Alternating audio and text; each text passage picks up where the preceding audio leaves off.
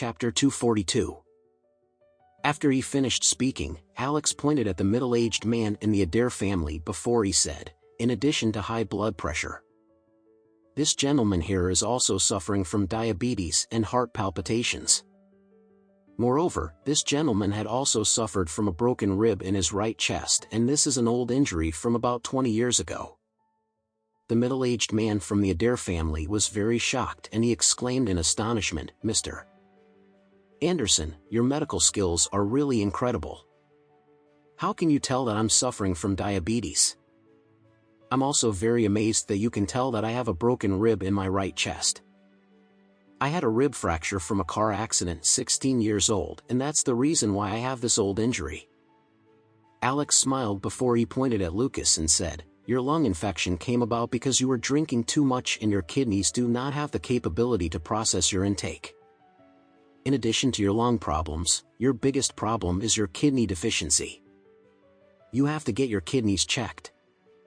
Lucas felt very embarrassed at this time and he reprimanded Alex immediately. "Who do you think you are and what are you talking about right now? My kidneys are working perfectly fine." Lucas was naturally not convinced because Alex was saying that he had a kidney deficiency.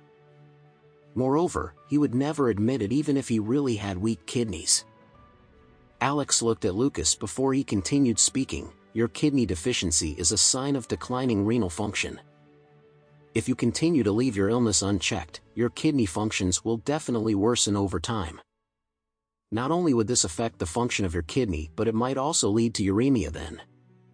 So, I hope that you won't be so conceited and that you'll take some time to have this checked out by the doctors at the hospital instead.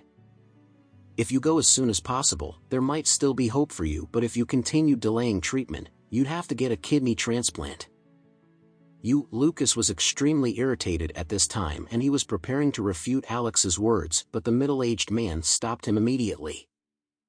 At this time, Alex looked at Faria before he said, "As for Miss Adair, your body is actually messed up right now because of the dragon encapsulation formation in your room prior to this. Even though you've been experiencing irregularities in your period, if I am not mistaken, your menstruation started last night and everything is normal now. You can rest assured that after this menstruation, all of the irregularities and symptoms that you previously experienced will disappear and your period will be timelier in the future." Faria was very surprised and she felt a little embarrassed. How did Alex figure out that her menstruation started last night? Was he really that amazing? Luna was also very surprised that Alex could actually point out all of their hidden illnesses just by looking at their faces. She was even more unconvinced at this point. She could not even tell that they had these diseases simply by looking at their faces. So, how could Alex actually point out their illness and disease without even checking their pulses? Was it just a lucky guess? Luna bit her lip gently before she asked, "Then, Mr. Anderson, was I right when I said that you have a heart condition?" "Is that what you think?" Alex replied as he smiled. After that, he stretched out his hand before he said, "Dr. Billy, could I please trouble you to check my pulse for me?" Paisel hesitated for a moment before he placed his fingers on Alex's wrist. After a short while, he put his hand down before he glared at Luna and said, "What nonsense are you talking about? You're making a fool out of yourself.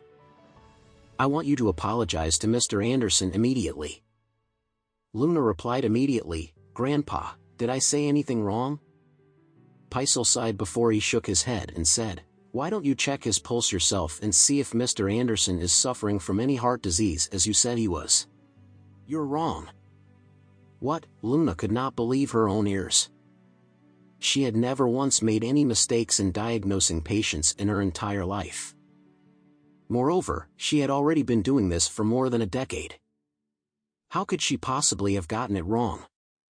Luna walked towards Alex and she stretched out her hand to check his pulse.